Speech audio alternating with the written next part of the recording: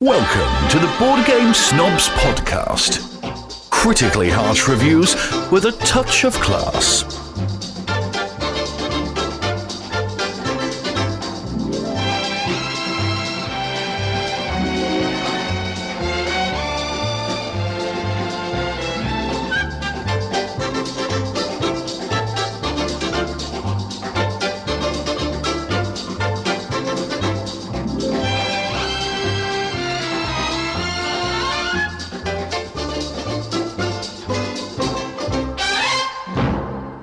And welcome back to another episode of Board Game Snobs. We have a cast member here that has not been here in a long while. Who would it be? None other than Bubba himself. I have to make an appearance. All right, so literally, I'm at lots of people saying, "When's Bubba going to show back up?" Oh man, I feel missed, I guess. So, what have you been up to? Nothing. Just working? The same old as everybody else? No, same old. You know, I've diversified myself a little bit, a little this, a little that. You know, trying to get into a little this, a little that. What does that mean? I mean, you know, it's a little this, a little that. Is that like an ambiguous statement to say a little this, a little that? Hey, man, I don't know. I'm trying to, I try to diversify myself, get a little bit into this, that. Have you, do you find yourself struggling with anything upon this COVID crisis? I find myself struggling with the fact that I need sleep. You know what I'm saying? Do you experience Why? it? Like, do you stay up and watch Netflix all day or Prime or Apple Plus? No, I'm at my job working. Well, see, I still have a job. So, what's your job? So I'm still doing my job from work. Like I still do my drafting and everything at home. From work. At home, yeah. Yeah. So you've been sent home to do your job. Yeah, I've been sent home to do my job. I think that makes a difference. Yeah. So it's still a regular 40-hour or whatever it is. But you're still working that amount of hours from home. Yeah. Well, it's more because you actually are less productive at home than you are at work. Really? That is a fact, yes. You are less productive at home than you are at work. Do you find yourself eating more Cheerios? Yeah, and then I get fat. Problem? Yeah, that whole COVID-15 thing is like COVID-25. Don't let them lie to you. You've gained 25 pounds? I was working out. I was doing great. I was losing weight. And then COVID happened and said, bro, get it back on. So it's annoying. It's annoying to sit there in the middle of the night eating cereal. At least you're safe at home, right? I mean, there's various degrees of safety. I'm out there dropping rocks for the masses and going into stores to get my energy drink so that I don't fall asleep on the road. Okay, you mean COVID safe? COVID safe. Yeah, you mean COVID safe. Less people. Yes. Okay, yeah, I guess I'll give you that. What other type of safety what do you think I was talking about? I'm at home with my wife 24/7, bro. I wasn't talking about whether or not you're going to have kids. No, I always said that either. I mean, so you at home 24/7. That either leads to closeness with kids or divorce. I'm just saying. Which is it for you? It's a good mixed bag. We like to keep it mixed up a little bit. How is Amy anyway? She's doing well. She has decided that maybe she doesn't want to go back to work. If I had a choice, I would decide not to go back to work. Well, she's realized, she's like, I'm thinking I may like this. And I was like, okay, so what does that mean? Well, I may not want to go back to work. And I was like, okay, we can make it happen. You always got to tell your wife you can make it happen, whether you can or not. And? Well, I'm going to make it happen. Oh. If she wants it, I'm going to make it happen. She's not going to have to work? If she wants to do it, I'm going to make it happen. May I be your wife? If I divorce her, she would... Actually, I will tell you something. We were looking at... I will admit this because I'm a grown man. Okay. We were watching Gilmore Girls together. Okay. Which we enjoy watching together for the third time. And it was somebody cheated on somebody. I don't know. And I was like, all this energy people spend. And she looked over at me. And she had one of those wife moments. You've had those moments where she gives you this very serious, uncomplicated, not related to whatever you're talking about. You realize that if you ever cheated on me, I would kill you. And it's not because you cheated on me. It's just the fact that you didn't consider me. So she wouldn't even be mad about the whole cheating on her part, whoever's with. Just the fact that I was so disrespected her and been so selfish. And that's what she said. That was so selfish. I will kill you. And I thought, wow, that's a standard.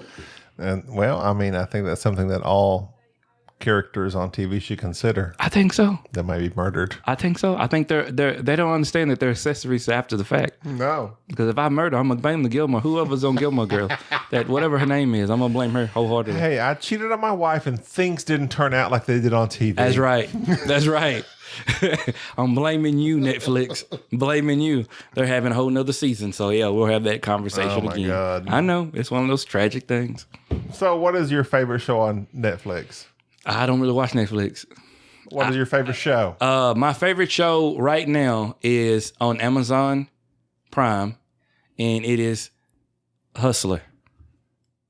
Never heard of it. I know. So a lot of people have it. It's okay. It has like 4 seasons, 4 British seasons. So you only got like 7. Yeah. So like 12 episodes. Exactly. So it's about people stealing stuff and the complexity of how they steal stuff and all that. Oh yeah. If you like stealing, so if you like stealing things, imaginary you're a criminal.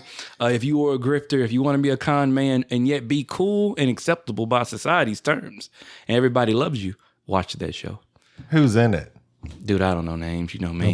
Nobody you know? Danny Blue. Nobody you know. Danny Blue? Danny Blue is a good guy. You'll know that guy. He's a British guy. He ain't been around in a while. So I should know. I guess I should know. I should tell you guys. Never heard you of would it. probably know one of them, but yeah. That's on Me that. and Gina and Sade have been watching Poldark. Huh? Poldark. One what? Poldark. We say Poldark, but it's Poldark, apparently. Is that a British show? Yes. Is that a cop show? BBC? No, it is a 1700s show. Is he describe to me that? He is Captain Ross Poldark, and he is home from the Revolutionary War of the Americas. Wow. They were defeated, of course. He comes back with a sexy scar down his left eye Okay. as it slowly fades away in the next seasons, and he just is only left as a sexy man. And so I think that's why my wife and Sade enjoy watching the show, as well as of course, the BBC, PBS.org usual. It's like, and it has the feel of Downton Abbey, but even with more drama, if you can understand that, more soporific. Yeah. Because he marries, he comes back home from the Revolutionary War. His old girlfriend has married his now cousin. Oh, wow. And so one of those ones. Yeah. He's left to run his farm on his own. But yet here comes this old maiden, this little maid girl, Demelza. He ends up marrying her right off the bat. Not a spoiler. It's like within the first 3 episodes. Oh, wow. We're like, oh, they're just setting this up right away. There's no will they, won't they. It's like, set. no, they will. They're done. So they get married, but yet he still has feelings for his old girlfriend. So did he? So he married down, but still wanted He up. married down, but yes, exactly. She's like just this super poor girl, like a maid. I mean, a maid. In fact, his own help still calls her maid. But yeah, the whole thing is like he brings her to like these balls and these fancy parties, but yet she's a maid, but she has to learn how to live the high life. Yeah. And it's interesting. It is very dramatic. It's very soap opera, but it is interesting. We're in the 4th season of 5. So there's only 1 season left after this. We started the first season. Yeah, that cliffhanger part. And it's him against this banker, George Warlegan, and they fight each other the whole. George Warlegan ends up marrying Elizabeth, his old girlfriend, after his cousin has died that she first married. No, so he couldn't even get it a second time. No, he was betrothed the whole time. So he still loves her this whole time. It's solid drama. My wife rarely gets involved in scripted TV shows. Yeah. If it's not something about, the latest murder mystery of the week, she's not interested. But she loves watching Ross Poldark. Oh, wow. And George Warlegan go at it. The sexy scar. And that's where I'm at. His scar has faded to near a point of non-existence, but it's just ever so sexy. In the left eye. Sexiness going on. If you're going to get a scar, it should be a sexy scar. Yeah. And that's what he has. That's what he has. So bad. His hair, he's got dark hair, a mane of hair. He is a sexy man. Stallion. He was one of the dwarves or whatever they were in The Hobbit. Aidan Turner. Aidan Turner is his name, the actor's name. So he was like one of the Hobbit, one of the dwarves in the Hobbit, and now he's like got his own show. Of course, the show's been off the air for like a year or two. Oh, okay.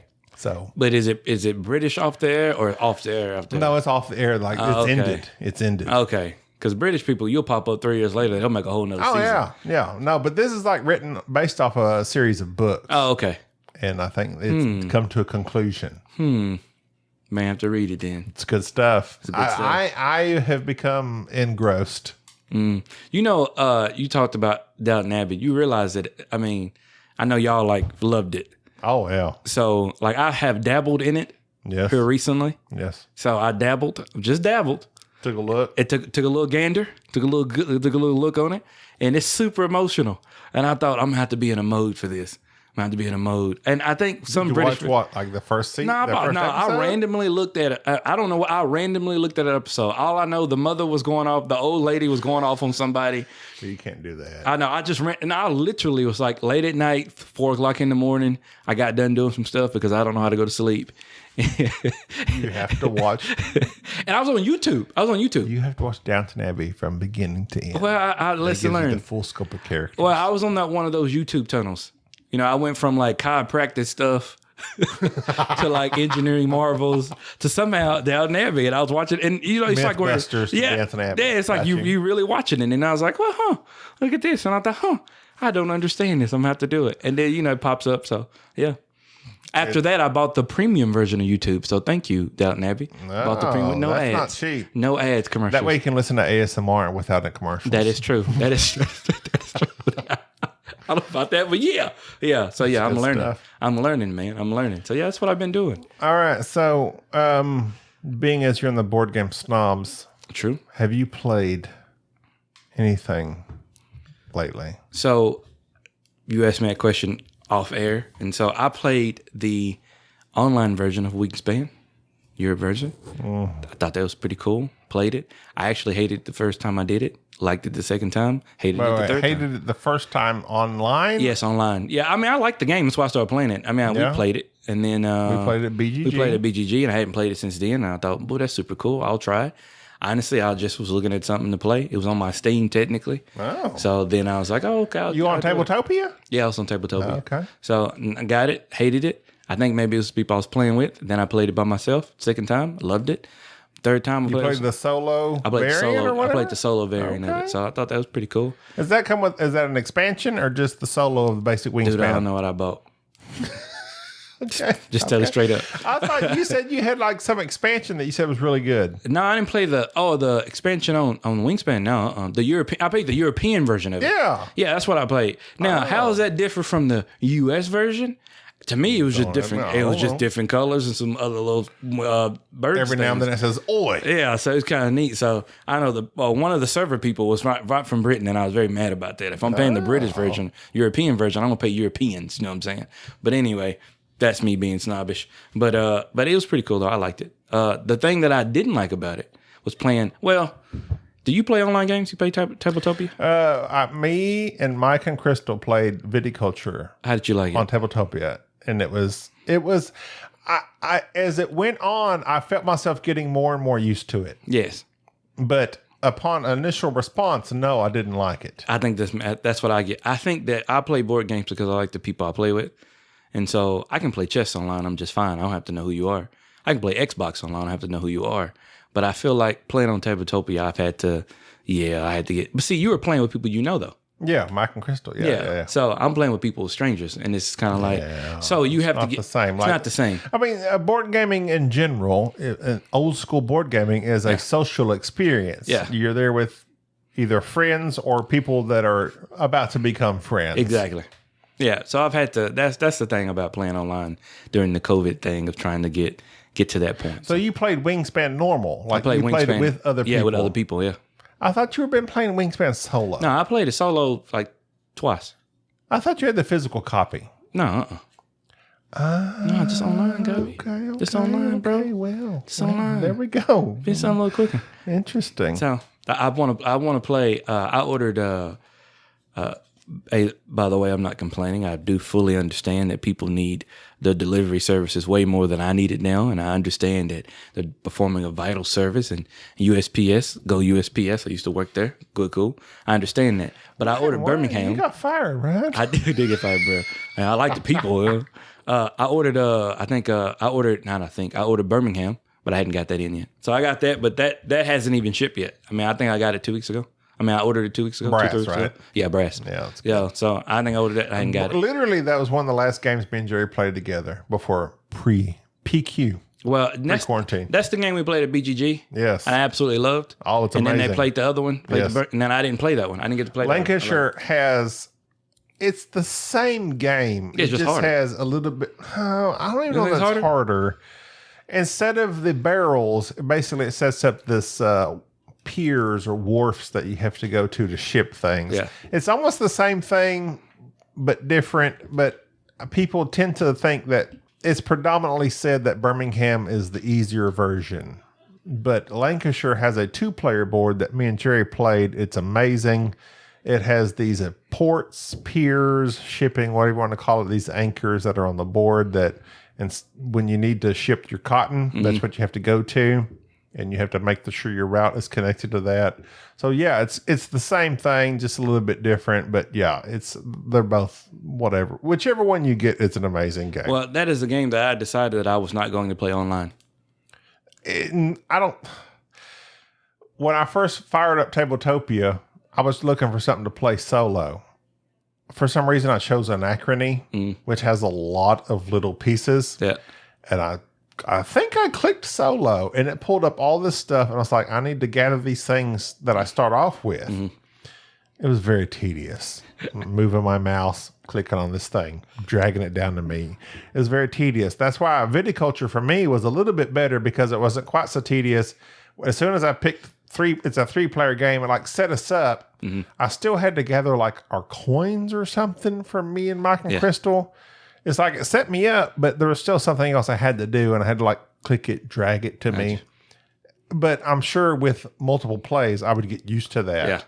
Yeah. I just haven't let myself do that. I think I can get used to it. I just want Plus, you have to pay for Tabletopia. Yeah. We have to pay for both of them. But I like Tabletopia because you can pay a flat fee, and then I can invite whoever. I'll tell you a tragedy. I did Tabletopia, it's a year and a half ago, 2 years ago. It was on Steam. So I paid for it through that. And so I actually have no idea how much it costs. I paid for the thing. I'm done with it. So unless they charging a credit card, I don't know how much they charge. I think it's a monthly or yearly. I must pay for it either way. I must pay for it yearly. It comes off a credit card or something, I guess. Because every time I go in there, it never tells me that I'm not good. So I think I need to check that. You should check that. I can check that. You can pay a certain amount, and it's you're good for a week. You can pay a certain amount, you're good for months, or you can do a yearly amount. Huh. Okay. Well, I'll live and learn. So check that out. I'll go get better. But it has been a. I guess I need to. I just got done with a project at work, so it's been consuming my time. So I may try to get a little bit feisty. See what happens. See what I can get into. So if you were to choose a game to play in these times that we live in by yourself, have you played anything physically? A physical game, solo? Not lately. Not a physical game lately, no.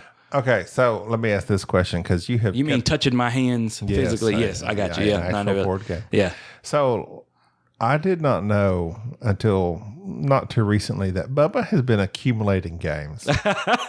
So can I say something? Can I say this? Okay, go ahead. Before you get into that. So here's the thing. I do things in spurts, right? Mm-hmm. So if I'm buying board games, I think the day you saw my board games or Jerry saw them, somebody else, I still buy board games all the time. I probably won't play it. I will not play it when I get it in. What'd you buy? So I bought Birmingham. I bought that game. I saw it on Amazon. I bought it. That is definitely a 2-player game. That's definitely a 2-player game, but I bought it. So we have it right there, though. But see, here's the thing, though. It's right there behind you. Here's the thing, though. I will buy 5 or 6 games, and I won't play them until one day it's I want to play board games right now. And I'll just play them by myself, and I enjoy it. It takes my mind away to other parts of the... It's right, same... I buy game boards like I buy books. But are they solo games? A lot of times I will buy a solo game or that has a solo variant. Because Brass Birmingham is definitely not a solo game. So I view it as the same way as I play chess. I will play chess with opposing people, just me and myself playing it. And so I'll play that the same way. So you will basically set up a 2-player game and play both sides. And play both sides. I have no problem with that. What is your favorite solo game then? Is there a game that you play, that you've purchased, you've bought, and you're like, I like this as a solo game, and it can be versus yourself in points or versus yourself in like, this is where I need to be, and it says like, if you reach this point, apprentice. If you reach this point, master. If you reach this point, like that's coffee roasters. Yeah. You can play coffee roasters. It's like, if you reach this, you're an apprentice. If you reach this, oh, you're a coffee master. So you're looking for me to have a specific one that Is there a game, like, I know you have Burgle Brothers. It's like one of the few I know that you have that I've never played. You've never brought it over. Well, you haven't let us play it, but yet you have it. Well, so they came out. Check this out. Check this out. I played that game a couple times. I like that game. I enjoy that game. It brings delight to my heart. Well, because you understand, though. I'm glad it brings it to your heart. You understand, though. It's about going through things. Touch my heart. I've never seen it. I'll bring it out for you one day. Okay. I'll bring it out. I will tell you that what I've done with that game is I've taken it. I don't play it the way that you're supposed to play it. Oh my God. But you make your own rules again. Well, yeah, because I was like, well, what if you could do this? What if you could do that? And so, like, I made it where you can only go on certain parts of the board at certain times. I timed it to a certain thing. So I was like, no, it's cool. That's what I do. The Bubba variant. Yeah, I just play it. I play it in a way that I find it fascinating for me. So if you ask me about a game that I play, I can't really tell you that I played it in the right way. And you ever played a board game or you had a board game and you may not have done this. You get tired of reading the instructions of how to play it? You ever done that before? No. Okay. So this is what I'll do. I'll be playing a board game. I play it as I go through it. If I get tired of reading the instructions like over and over, like if it's that hard for me to grasp, I'm just done with it. Well, so when you set up, you read it first and then you set it up, right? Well, yeah. Okay. So I set it up. I look at the instructions and I set it up. And then I'm playing it as I'm going through it. A lot of people do it that way. And then I find that if I get about halfway through it, long or short, I don't really care through it. And I don't like it. I was like, yeah, I'll just make my own thing up. It's just me. Okay. So I enjoy, and then I will play it the right way. But like, I don't know, it's just the way I do things. I did that with a game when I was about 12 years old. I had the it was one of the early Star Trek games. It was like Starfleet Combat Simulator or something. But it gave me, it had a book. I had it somewhere, it may be in my mother-in-law's attic. It came with a book of rules. And in those rules had like all these simulations you could do with all the ships. And it was super, super complicated. It like had every shield, had all these things that it required to power it, phasers, torpedoes, all this stuff in a D10 die. Yeah. And it was super complicated. And I just made up my own rules. Made it super simple. Like, I would just roll the dice and, oh, that's a hit. And, oh, that's a miss. Da, da, da. So that's what you're saying you kind of do with your stuff. That's what I can't do with my stuff. I ain't gonna lie to you. That's kind of what I do with my stuff. So if you ever have something like, if you you love playing that game, I'm like, well, yeah, but I don't know how you play it. I play Wingspan, but more of a Monopoly fashion. I play the clip version. The clip version. Play Wingspan? Yeah, but mine's are clipped. I play the clip version. No. Interesting. So I'm looking at my Amazon now, what I purchased, so I can tell you. So besides Wingspan, besides Burgle Brothers, what have you played solo? Or Wingspan, you said you played on. I played online. I played on tabletop. So what have you played anything? The physical copy of the game, you just broke it out and just played it because you're bored. Not recently. No, I don't play it when I'm bored. I can't play board games when you're bored. Not recently, because I've been lost in. I've gotten lost in something, which is a board game, but not technically a board game. What? Well, it's Go. I like Go. I got lost in Go. Yeah, I started playing Go. The ancient of games. Go. I started playing Go. Yeah. Where? I played online, then I bought a version of it. I bought an actual physical copy of it that I play at home. I heard that's a complicated game. It's not. Well, it's interesting. Well, not complicated, but hard. I haven't mastered it yet. I haven't mastered it yet. So, is that the one that has like the black and white pieces? Yeah, yeah. So essentially, you're trying to encapsulate the white pieces so they can't move anymore. That's a simple version. Capture of it. them white pieces like that, didn't you? They're like Tic Tacs on the board. I'm not gonna say what's in my brain. So you got the short version of it is. Is it like Othello? There's the board game Othello where you put the piece. You put the piece at the end, if you have a black piece and black piece and like white pieces in between, they flip over to black. Is that the same thing with Go? No, not really. But I think Othello is based off a version of Go, isn't it? I don't know. Never played it. I've never played Go. I played Othello. I think Othello. I have the like board game Othello, but I've never played Go. I think it's based on a version of Go, or at least the basic concepts of it. So yeah, it's they used to call it's the better version of chess, or I think it came out before chess actually. Go is like the oldest, one of the oldest games ever, yeah. And so yeah, it's you can be super aggressive or you can be super laid back. You can kind of don't have. So how does it start? It starts by starting moves? You put your piece on a corner. So like I put my black piece on a corner, and every piece I try to make and mind you, I'm playing it by myself. It's really a 2-player game. So and then the white, you're trying to outmaneuver. So it's an outmaneuvering game. So I'm trying to hold you to a certain area, and you're trying to get outside that area. So black normally encapsulates the white. Okay. So it's super cool. You can look it up. It's super cool. I like it.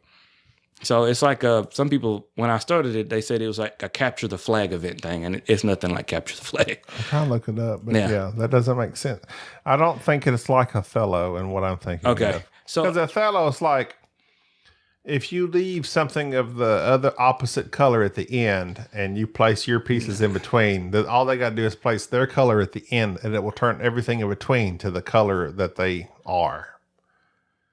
So like a checkerboard. So like if you and me were playing checkers and I was black checkers, you were red checkers, and you placed your red checkers diagonally across mine, then I could just place a black checker at the end and it turns all yours black. No. Okay, so it goes way different. Okay. So Othello's, it might be somewhat similar in just the fact that there are black and white pieces. Yeah, it might be. It might be. And I may be completely wrong because But I know there's still a big population out there that are Go players. Yeah, that are non-Chinese, by the way. Yeah. So not to be, racist or anything, but a lot of people look at Go and they think it's all about people who play it then. But no, it's a pretty cool thing. So I've been playing that for a while just because I know that's not a board game that some people would like, but I like it. It's interesting to me. So I've been lost in that for a while. Because it's just an interesting thing. Because I've seen people play board games that never play it ever. I asked this question on a guild. I was like, so in these virus times, are you home alone playing with your family? Are you home alone playing on the computer? Are you playing games more or less? And it's basically some people are playing the same, some people are playing more, some people are playing less. To me, it's kind of like basically where it's always been. Okay. It's like some people are playing more because they have family members that are willing to play with them. I don't have family members that are willing to play with me. Gina hates playing games. Sade will play some games with me. But Gina literally doesn't like playing games with me. Like anything that is somewhat complicated, she's out. She will play card games like Point Salad, The Crew, anything kind of very easy. Yeah, Amy's that way. But if it comes down to like playing brass, no, she's out. Yeah. She doesn't want to think that hard. And that's what she says. She's like, I think that hard at work. I don't want to think that hard playing a game, which hurts my feelings. It does. Hurts me. I don't know. I think gaming is pretty much going to be where it's always been. And Kickstarters are still going. And when this coronavirus first happened, I'm like, how can you ask for people to contribute to these Kickstarters? Meanwhile, Frosthaven has made $13 million. Yeah. So I think things are pretty much as they were. So here's what I think is going to happen. The same way in which you have like a country gets infected and 2 weeks later their cases blow up and then blah, blah, blah. All right. There is a natural effect of and then everybody gets scared and everybody's at home. Wow, that's really a disconnect to my point that I'm trying to make. Music, there has been some awesome music that has been produced in the last 2 months. So I don't care what kind of music you listen to, it's great. I think it'll be the same thing for board games. I think people are sitting at home with time, with space, and they're thinking, man, what can I do with board games with people who create the content? I think that'll be amazing. So I'm waiting for that time period where you have that, I genuinely think there's a lot of things that will happen positive from a negative. So like more kids will be born. We're going to have a little mini baby boom. I believe that. I believe, yeah. I mean, it's just natural. I think that's going to be the same thing with board games. I think 3 months from now, whatever the production rate is, for people from make it and produce it, I think you're going to have a good idea of board games in the next 6 months. If you watch the news, it's all really bad gloom and doom. Yeah. But if you're able to get past that and not get mired in the details of how terrible it is and stick to the basics, then it's like, okay, this has been a bump in the road, but yeah, things will hopefully continue on as they have been, which is what most people are hoping for. Yeah, true. As I'm like, I hope that board gaming kicks back into gear and we're, nothing's altered too bad. But I don't know. I think it'll be more. I think people will appreciate social interaction more. I'll definitely. It's like as soon as they say quarantine over, you would expect people to just go out and hug and kiss everybody. Yeah, which would be severely dangerous. Well, in areas where they have released people, like people will go to a bar and like it'll be standing room only, and it's like people like I don't even like people, but I'm willing to be with them. I think the same thing will be true for board games. I really do. I think people will get together en masse. I think it'll be more sincere. I think it'll be more long lasting. I think it'll be a life learning lesson. I think you'll see that blow up in all the board game expos and everything else that have been extremely canceled, like in Ohio and everybody else. Origins and everything else. I felt sorry for Mike DeLizio because he just got hired on with Dice Tower, and it's like he's going to get to go all these things, and then suddenly like everything's canceled. Everything's shut. The UK Expo, Gen Con, Origins, Eschenspiel, everything's canceled. Yeah, everything's done.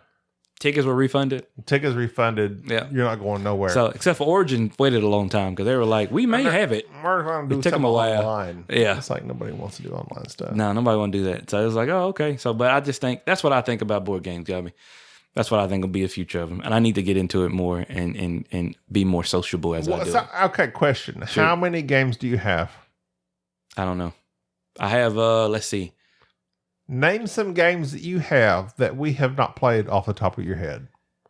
Do you have any? No, everything I have, you probably haven't played before. I've never played Burkle Brothers. Oh, well, I just assumed.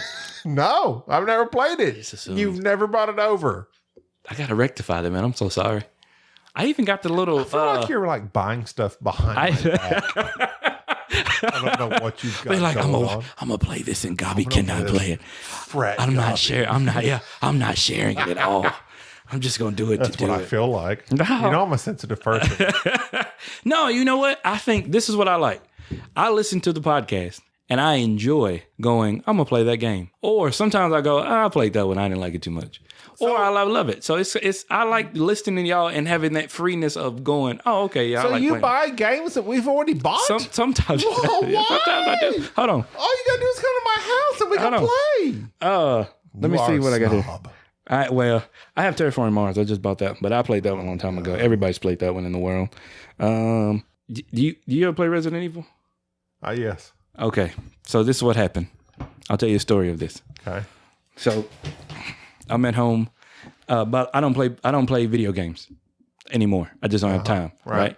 Like you, I assume, right? I just don't have time to play. Yeah, no, I don't. So I bought Madden. I bought Madden, and I literally hadn't played with anybody. Mm-hmm. That's just I hadn't had it. I'll play with your brother Stanley. That's it. Yeah, I hadn't even played with him. I didn't play with him. I just don't have time. So I had a Game Informer magazine. They still make those, by the way. A zine? Yeah, they still come in the house. So I'm flipping through the Game Informer while I'm doing some business, and then what sort of business? You know the business you do when you watch magazines. You know what business you do? Are you on the toilet? Shoot yeah, man. Shoot yeah. On my porcelain gold-plated toilet that has a warmer on it. Taking care of business. Which, that being said, you should do we should get bidets. You ever had a bidet? A bidet would fix the toilet paper problem. I would for you. Wouldn't be out doing it. Pandemic. You wouldn't be out rushing and doing to get Sherman. You'd be like, I got a bidet. I'm good, bro. They like me. You got your Sherman? Oh man, I got a bidet. You just towel off, or air dry off. You good to go. Air dry is preferable. So I will tell you, when we were in Europe, I had one bidet, one bidet. Changed my life. Did you order a bidet online? No, it's like $1,300 in the States. Really? Yes, I it's thought not. there was some cheaper versions. It may be. Online. It may be. I don't know. But Home Depot did not have what I wanted.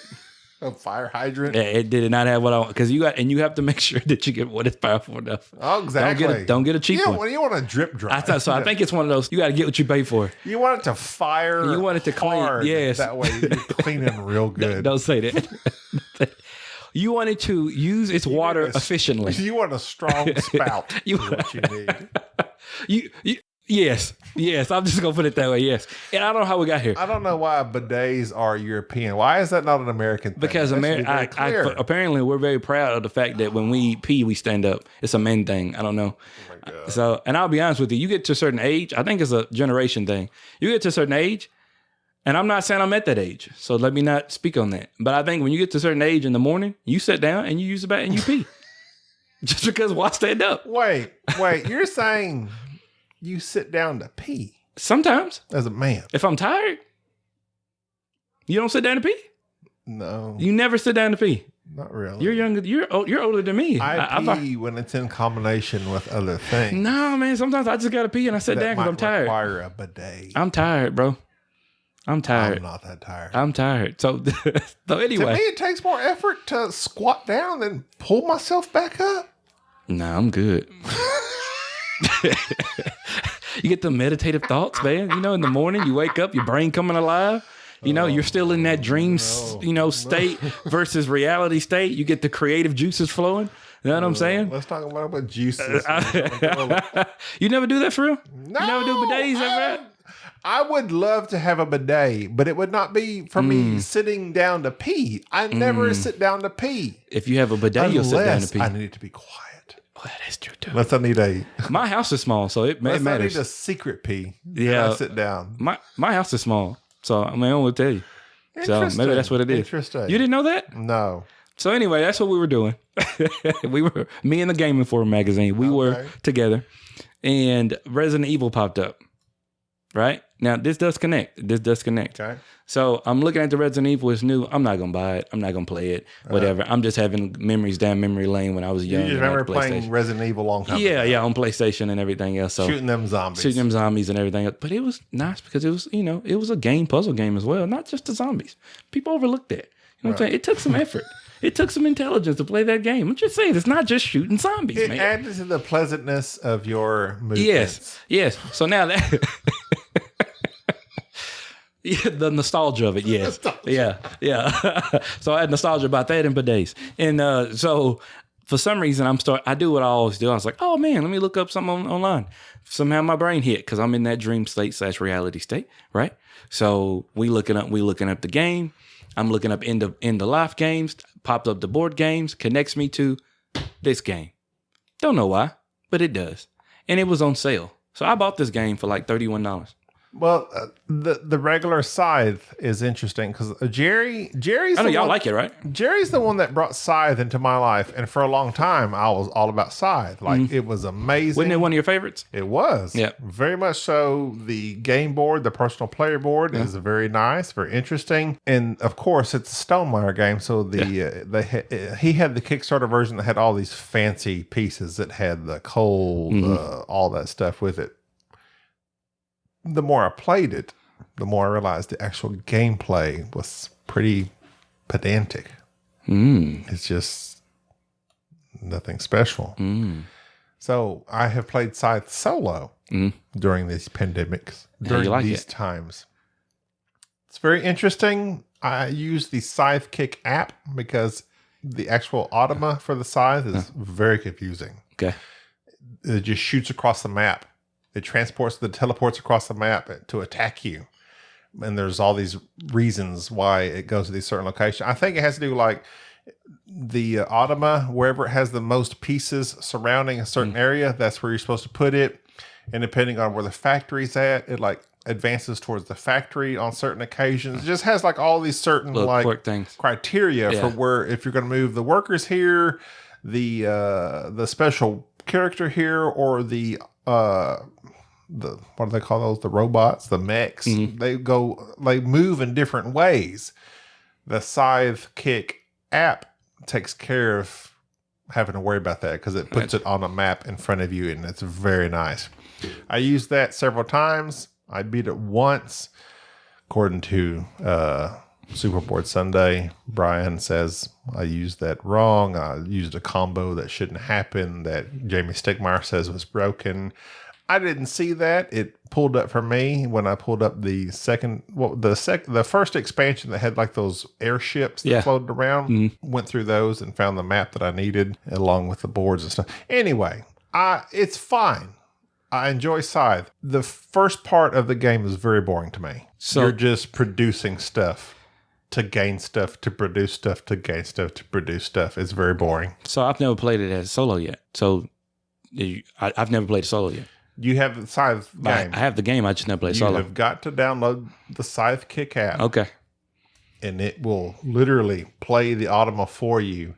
And once it will tell you where the automa goes, then it goes to your turn. And when it's on your turn, all you got to do is put, all right, well, I want to go here. So put where your mech is going to be, where your character is going to be, or where your workers are going to be.